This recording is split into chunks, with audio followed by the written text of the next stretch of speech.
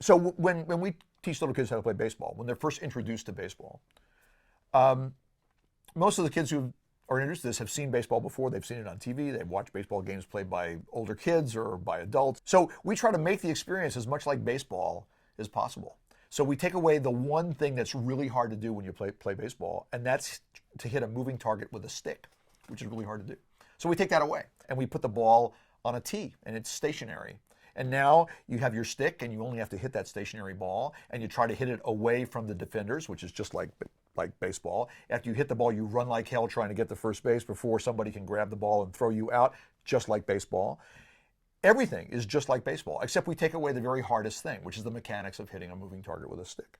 Once you get to where you can do that pretty well, and you're playing baseball, and you're throwing the ball around a field trying to get people out after they hit the ball and run, the next stage of this is coach pitch, right? Because little kids are not typically able to consistently throw a ball across a plate for a batter, but adults usually are. So we have an adult person throw a ball so that we can pretty much hit it in the same place every time. And now you're hitting a moving target, but it's a fairly predictable moving target.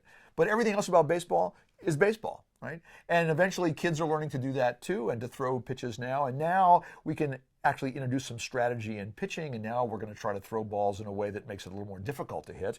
And eventually somebody's now playing baseball like real people play baseball. But the important thing about that whole experience is that the first experiences are just like baseball, except the hardest thing is gone, right? Now, if you think about that, about learning to play an instrument, whatever it happens to be, there certainly are physical skills, physical musculature and coordination that has to develop in order to play an instrument. But all of us can imagine melodies that are very limited in their technical demands. So we take away the hardest thing, right? Moving your fingers really fast, or having to span distances on the fretboard that might be difficult to do. So we have this very physically limited challenge that allows a learner to focus their attention on the expressive aspects of music making. So it's just like music making. And so now all you're trying to do is make all of the physical challenges of the piece that you're playing serve that goal.